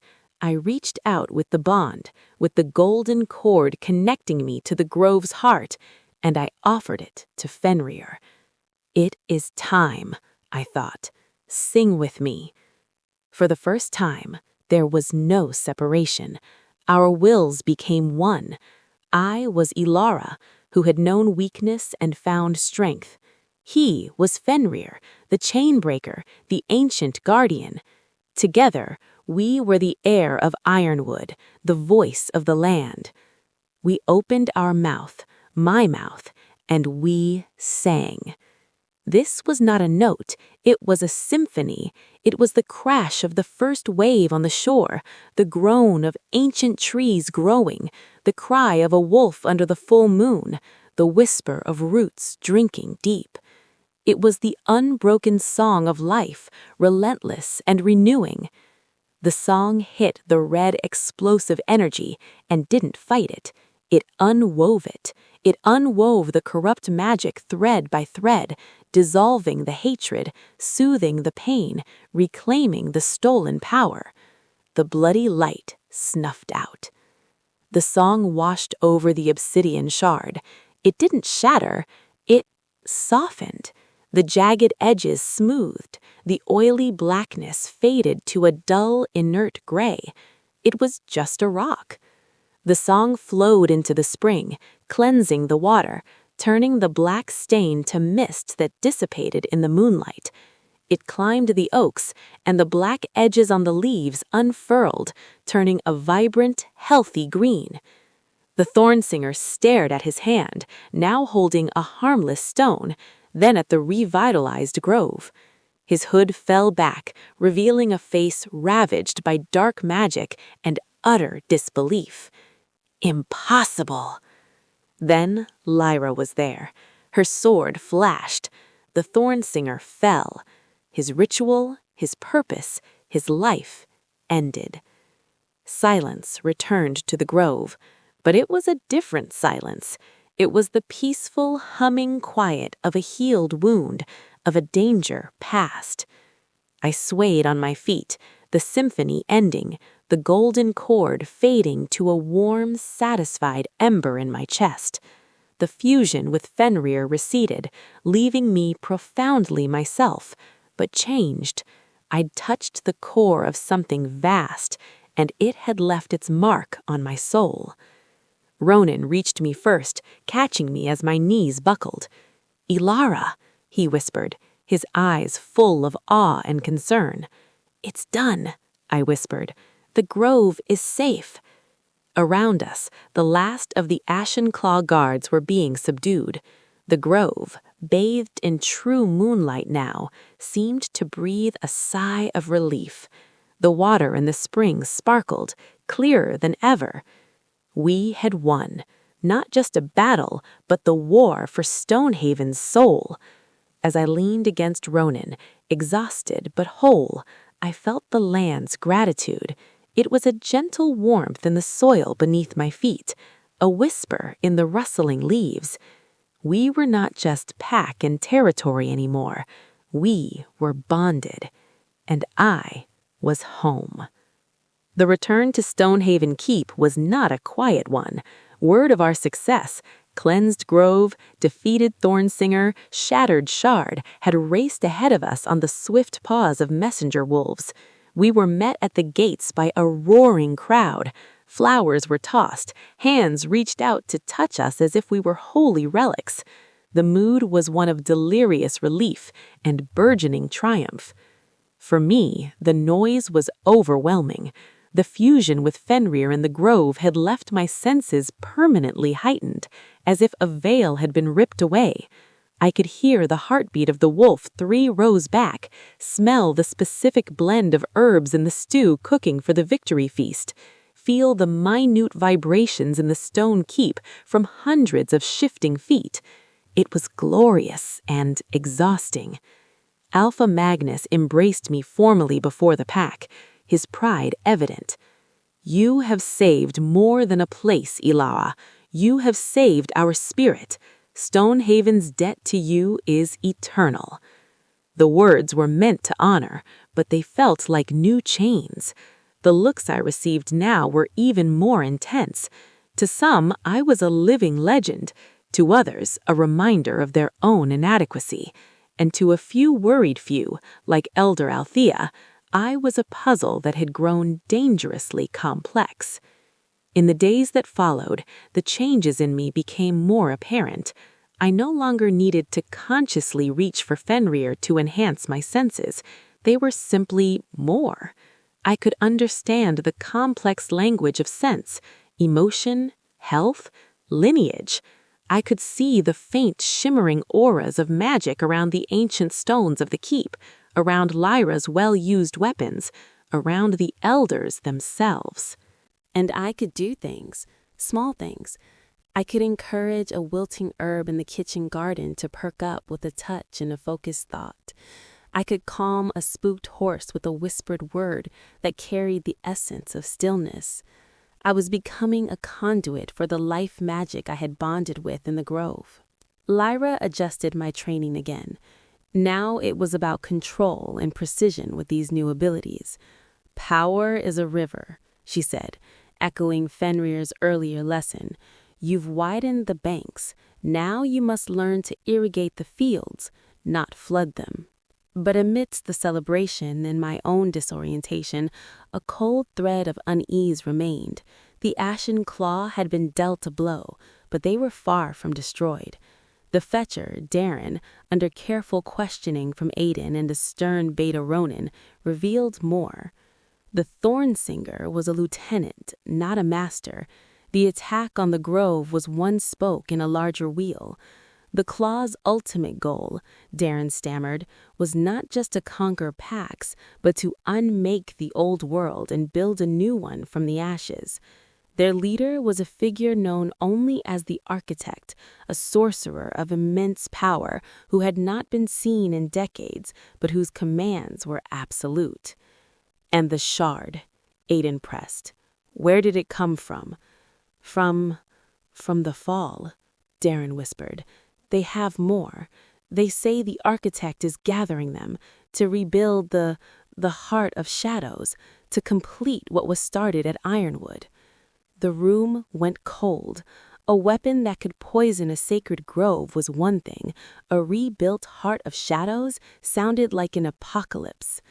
The captured Ashen Claw guards, hardened fanatics, revealed nothing before they managed to take their own lives with hidden poison capsules. Their dedication was terrifying.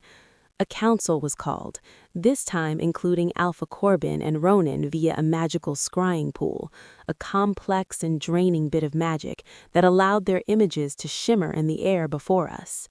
The Architect is the key, Alpha Corbin's image rumbled. Cut off the head, the body dies, but we have no scent, no territory, no face. We have a pattern, I heard myself say. All eyes turned to me. I stood, walking to the large map. The grove was a target of spiritual significance. The attempted framing of me was to remove a threat and destabilize Stonehaven internally. The assassination attempt on Ronan was to break an alliance. I pointed to the northern glens, the silent territories. These packs that went quiet, what did they have in common? Aiden's eyes lit up. He skirmied to a side table and returned with ledgers. The Fallow Glen pack, their alpha line was said to be descended from spirit talkers.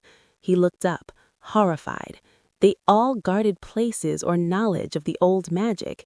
The Ashen Claw isn't just conquering territory, they're systematically erasing the old ways, seizing their power sources. The scope of the threat became terrifyingly clear. This was a war of annihilation against history itself. We must find the Architect's sanctum, Alpha Magnus declared, before he completes the collection. But how? Beta Ronan asked. We have no trail. I looked at the inert gray shard from the grove, now sitting on the council table as a paperweight. An idea, strange and instinctive, formed. The shard, it's inert, but it's still a piece of the whole. A broken mirror still reflects the same image. If the Architect is gathering the pieces, maybe the pieces still remember where they belong. Aiden stared at me, then at the shard. Sympathetic resonance. It's a theoretical magic, but with a focus of sufficient power to awaken the memory. He looked at me meaningfully. They wanted me to try, to use my bond with Fenrir, with the pure life magic, to query a fragment of ultimate corruption. The risk was immense. It could poison my spirit, attract the Architect's direct attention, or simply fail. I'll do it, I said, but not here. Somewhere neutral, somewhere the land can support me. We chose a high, wind-swept moor at the full moon, a place of clean, wild energy. A circle of warriors stood guard at a distance. In the center, it was just me, Lyra, and the elders. The gray shard lay on a flat stone. I sat before it, crossing my legs. I didn't reach for the shard with my hands or my magic. I reached for the memory in the land around me, in the wind, in the cold starlight. I let it fill me. Then, very gently, I extended a single thread of that wild, clean awareness toward the shard. Not to fight it, not to cleanse it, just to listen, to ask a question without words. Where is your heart? The shard remained inert for a long moment. Then it gave a faint, discordant ping, like a cracked bell. A sensation, not an image, flooded my mind. Cold, immense pressure, the smell of deep stone and still water, and a direction, due north, into the most impassable glacier-carved mountains. I broke the connection, gasping. The sensation vanished, but the knowledge remained, etched like a compass needle in my mind. I know where to look, I said, my voice hoarse. It's in the mountains, in the deep places, a stronghold of stone and ice. It wasn't much, but it was a trail, a thread in the dark. The decision was made. A small, elite expedition would go north to find the architect's lair. It would be led by Lyra. Ronan would come, representing Glenmore, and I would go, as their guide and their key. As we prepared for this most dangerous journey, Ronan found me checking my gear. "You don't have to do this," he said quietly. "You've given enough." I looked at him, at the honest concern in his eyes. "If we don't stop him, Ronan, there will be no enough to give to." I touched his arm, a gesture of comfort. "This is my path. My blood started this story. I should help end it." He covered my hand with his own. His touch was warm, solid, a promise. Then we end it together.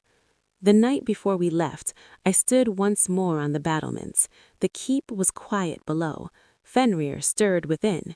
"You are afraid," he observed.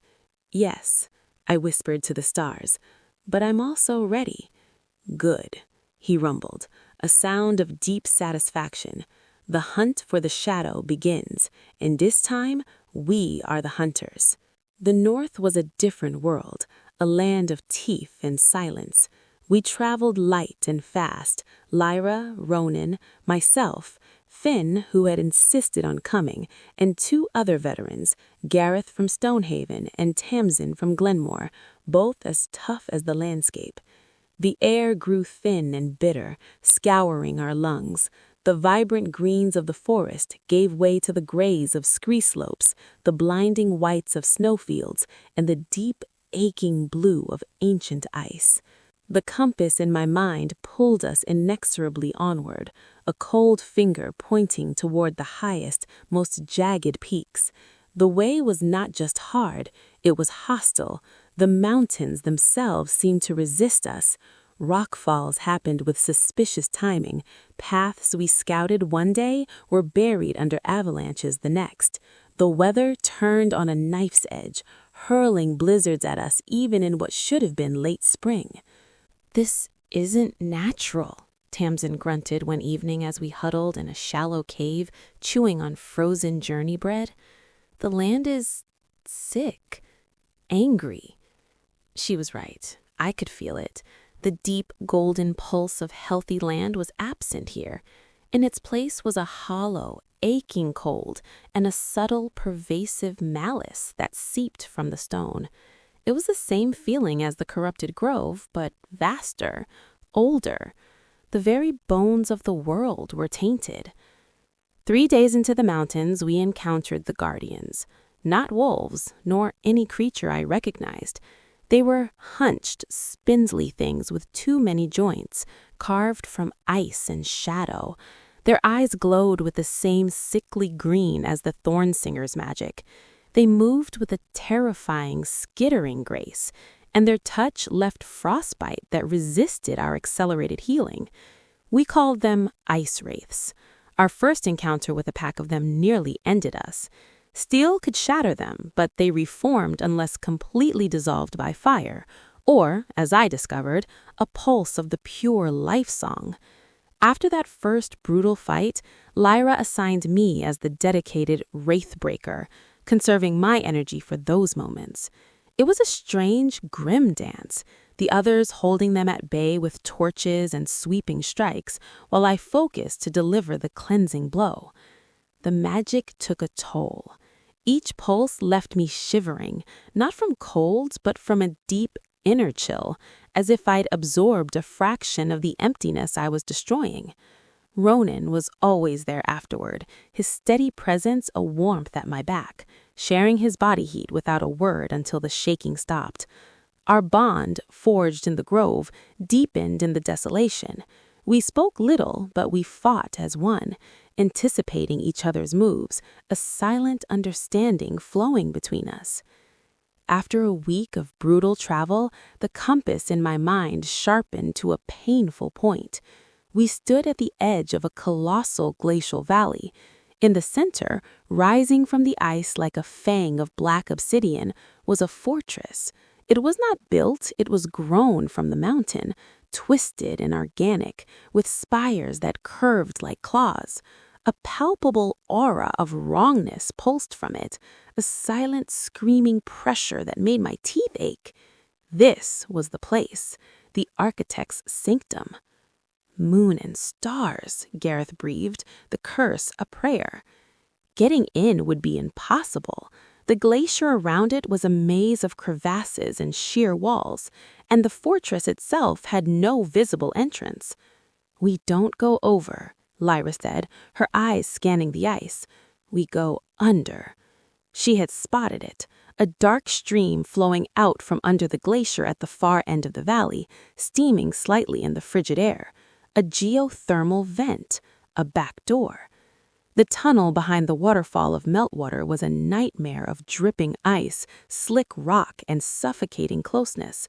The only light came from our carefully shielded torches and the faint, eerie bioluminescence of fungi that clung to the walls. The sense of being watched was overwhelming. We emerged into a cavern so vast the torchlight failed to find its ceiling.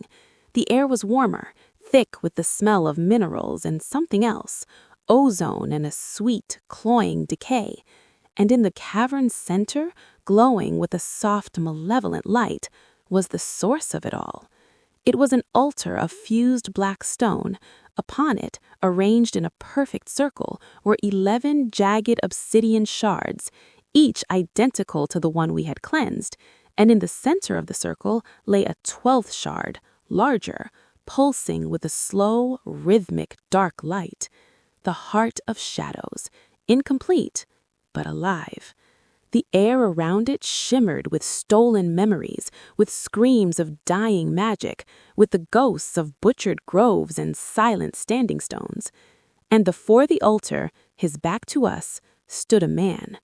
He was tall, clad in simple gray robes. His hair was white not with age, but with something like frost. He didn't turn. "I wondered when you would arrive." His voice echoed through the cavern, smooth, cultured, and utterly devoid of warmth. The last spark of ironwood, the chain-breaker's vessel. "You are punctual." Lyra signaled for fanning out. We moved silently, weapons ready. The architect turned. His face was ageless, handsome in a sharp, cruel way, but his eyes, they were voids, not black, but empty, as if someone had scooped out his soul and left only a hungry, intelligent darkness. "You have caused me some inconvenience," he said, his gaze settling on me. The grove was to be my masterpiece, a lesson in entropy, but no matter. Your arrival saves me the trouble of fetching the final piece. He gestured, and the air rippled. From the shadows behind the altar, more ice wraiths flowed, dozens of them, but these were larger, more defined, with forms that hinted at wolves, at bears, at things that should not be.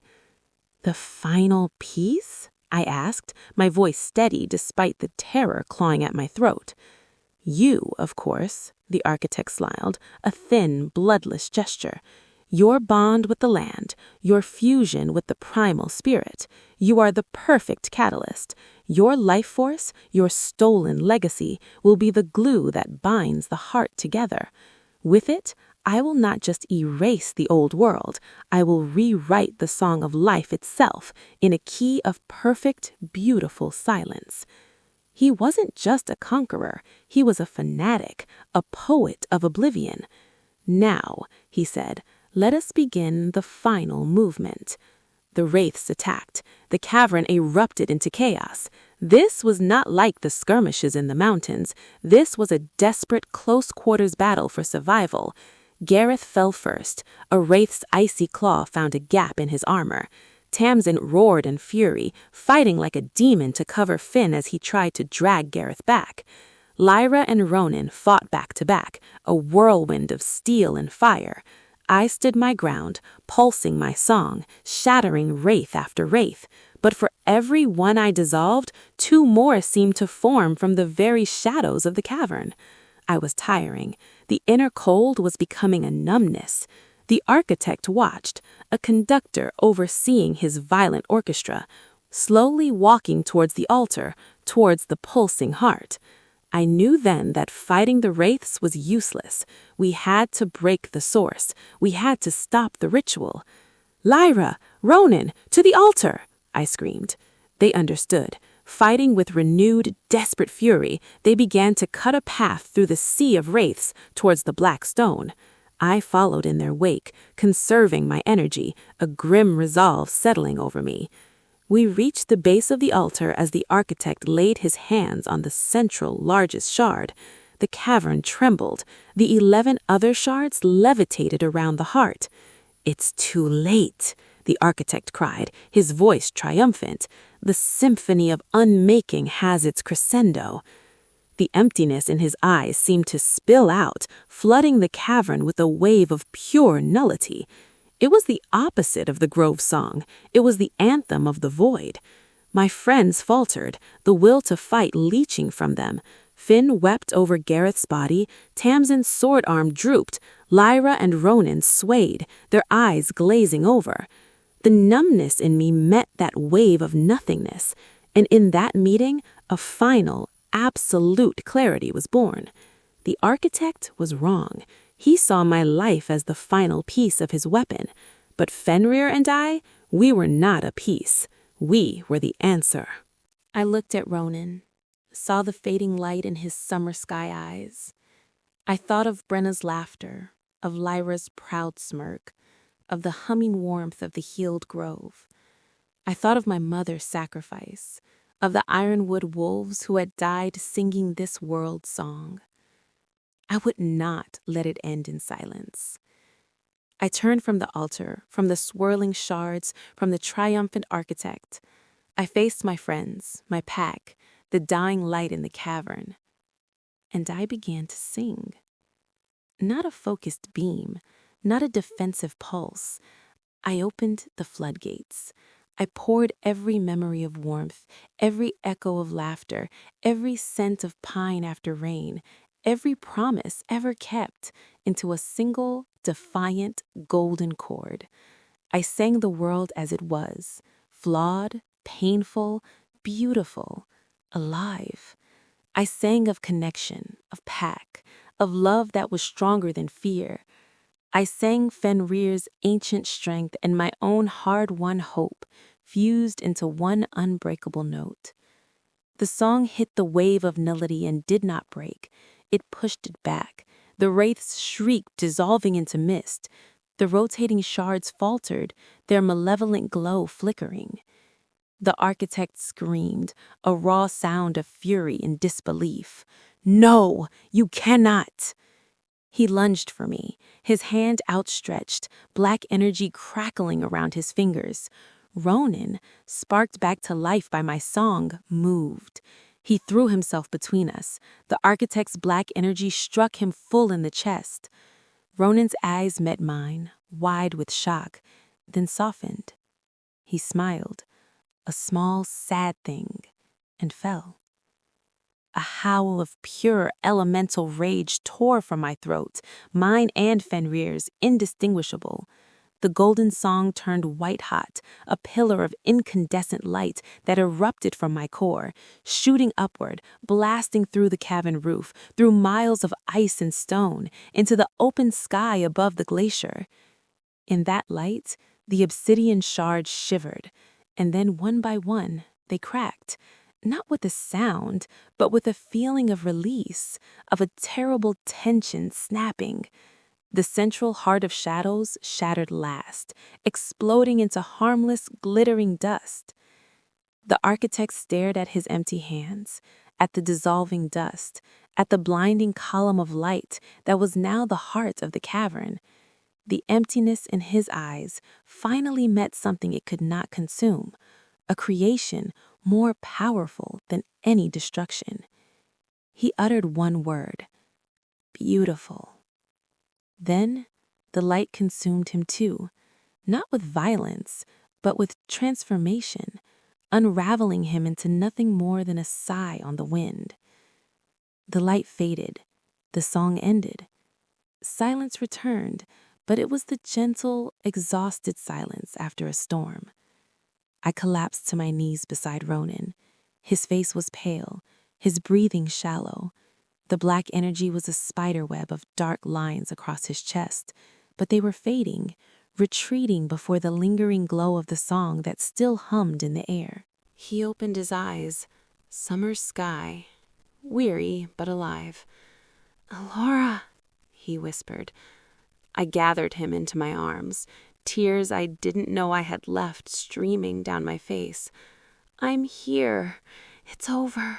It's finally over." Around us, the cavern was just a cavern. The altar was plain, cracked stone. The darkness was just the absence of light. The song of the world, wounded but intact, whispered back into the spaces it had always owned. We had won. The journey home was a quiet pilgrimage. We carried Gareth's body wrapped in furs, a solemn honor guard for a fallen warrior. The mountains, freed from the architect's malignant will, seemed less hostile. The snow fell softly, not in raging blizzards. The paths, while still treacherous, felt stable. The land itself was healing, and it lent its strength to our weary bones. Ronan walked, though he leaned on me for support. The dark marks were gone from his chest, but a profound fatigue had settled in their place, a spiritual exhaustion from having stood in the path of absolute nothingness. Yet his eyes, when they met mine, held a warmth that the void could not touch. We were not the same people who had left Stonehaven. Finn had lost his boyish eagerness, his gaze now older, tempered by loss and witnessed miracles. Tamsin moved with a new grim respect for the fragile line between life and the abyss. Lyra's stern pride in us was now tinged with a deep, quiet grief for Gareth and a ferocious protectiveness that needed no words.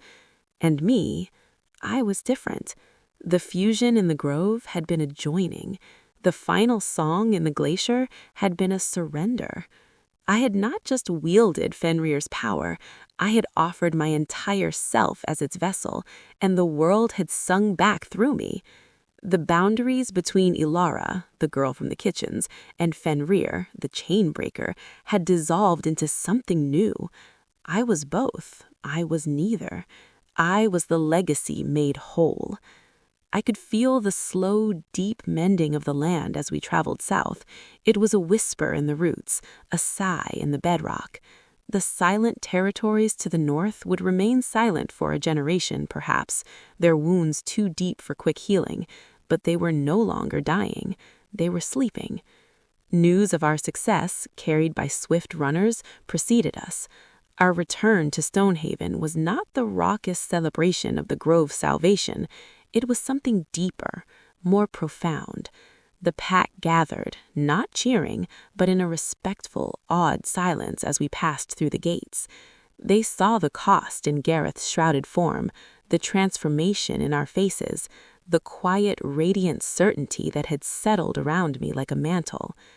Alpha Magnus met us in the courtyard. He placed a hand on Gareth's spear, bowing his head, then turned to us. His eyes, usually so commanding, were moist. He said, "You have done the impossible. You have faced the shadow that eats the world, and you have brought back the dawn." He looked at me, and for the first time, I saw not an alpha looking at a subject, or even a savior, but an equal. Welcome home, Ilara. The days that followed were a blur of funerals, healing, and slow reintegration. Gareth was laid to rest in the Heroes' Grove with full honors, his name sung into the pack's memory. Ronan spent his days regaining his strength in the sun-dappled gardens, often with me by his side, our silence more comfortable than any conversation. One such afternoon, a week after our return, he broke the quiet. He asked, "What will you do now?" watching a bee drone lazily between heather blossoms. I had been asking myself the same question. The great enemy was gone. The immediate threat was over. I was no longer a prisoner, a fugitive, or a weapon. I was free. The vastness of that freedom was terrifying. I don't know, I admitted. The keep feels small, and the way people look at me. They see a legend, he said gently. But you are also a person. You get to choose what that means. His words echoed Alpha Magnus's from what felt like a lifetime ago. You get to decide who Alara becomes. The land is healing, I said slowly, the idea forming as I spoke. But it needs a guide. The old places, the sacred groves and standing stones, they've been wounded or forgotten. The ashen claw sought to erase the song. Someone should help it be remembered, not to rule over it, but to tend it. Ronan smiled, a true, full smile that reached his summer sky eyes. A keeper of the song, it suits you. The idea took root and grew. I spoke with the elders, with Alpha Magnus, with Alpha Corbin via scrying. They listened, not as leaders to a subordinate, but as stewards to a new kind of wisdom. The old ways of secret, hoarded magic had led to vulnerability. A new way was needed, one of shared reverence, of active guardianship. It was decided. I would not live confined within Stonehaven's walls. With the Alpha's blessing, a small stead was built for me at the edge of the sacred grove, a place where stone and living wood intertwined. It was a gateway, not a fortress, a place for learning. Brenna came to be my steward, her practical warmth grounding the ethereal nature of the work. Aidan became a frequent visitor, his scholarly mind eager to document the recovering lore. Warriors from both Stonehaven and Glenmore took turns guarding the approaches, not out of fear for me, but out of honor for the place. And Lyra? Lyra became my chief protector and my fiercest critic, still drilling me in combat every week. The world may be safer, pup, she'd grunt as she parried my strike, but a keeper who can't hold her own is a dead keeper. My days found a new rhythm. Mornings were for the land, walking the borders, listening to its needs, using my bond to encourage growth in blighted areas, to calm restless spirits in places of old violence. Afternoons were for teaching, those who sought me out. Young wolves curious about the old songs, healers wanting to understand the magic in herbs, warriors learning to feel the truth of a place before defending it. And Ronan. Ronan was a constant. As his strength returned, he split his time between Glenmore and the Grove. He was a bridge between the packs, his easy diplomacy smoothing the way for the new alliances my work fostered. Our bond, forged in terror and triumph, deepened into something quiet and unshakable. We never spoke of love in grand words. It was in the cup of tea he brought me when I was lost in thought, in the way he stood at my shoulder during councils, in the comfortable silence we shared watching the stars over the healed grove. One evening, nearly a year after the glacier, we stood by the clear spring. The oaks were lush and strong, their leaves whispering in the twilight. The last scar from the obsidian shard was gone, leaving only vibrant life. "It's beautiful," Ronan said softly, his hand finding mine. "It's home," I replied, leaning into his shoulder. He turned to face me, his expression serious in the dim light.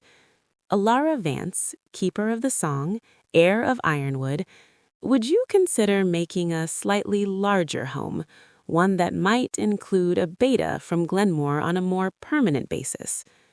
My heart, which had weathered so much, stuttered then swelled with a joy so pure it was almost painful. I didn't answer with words. I reached up, cupped his face, and kissed him. It was not a kiss of desperate passion, but of promise, of a future chosen together, not dictated by fate or war. When we parted, he rested his forehead against mine. "Is that a yes?" "That," I whispered, laughing through happy tears, "is a forever." Our bonding ceremony was held in the sacred grove at the summer solstice. It wasn't a display of political alliance, though it cemented the strongest one the Highlands had ever seen. It was a simple, profound promise before the pack, the land, and the spirits. We swore our vows not just to each other, but to the future we would help build, a future where strength was measured in compassion, where power was used for healing, and where the song of the world was sung by every voice, strong and weak alike. As the stars came out that night, the pack feasting and laughing around us, I felt a familiar, ancient warmth in my chest. "You have done well, little spark," Fenrir's voice rumbled, soft as distant thunder. "The chain is broken. The song is safe." "We did it," I thought back. "Together." "Always," he agreed. And then his presence, which had been a constant fire in my soul, began to gently fade, not vanishing, but dispersing. The weight of ancient guardianship lifted, leaving behind not an emptiness, but a completion. His strength was now part of the land's song, and part of mine. His work was done. Mine was just beginning. I looked at Ronan, dancing with Brenna, his laugh ringing out clear and true. I looked at Lyra, sharing a story with Alpha Magnus, a rare smile on her face. I looked at the grove, pulsing with gentle, golden light under the moon. The weak Omega was gone. The weapon was sheathed. The legend was a story for another time. I was Alara, keeper, healer, partner. I was home. And the new dawn, tender and bright and full of hope, was finally here.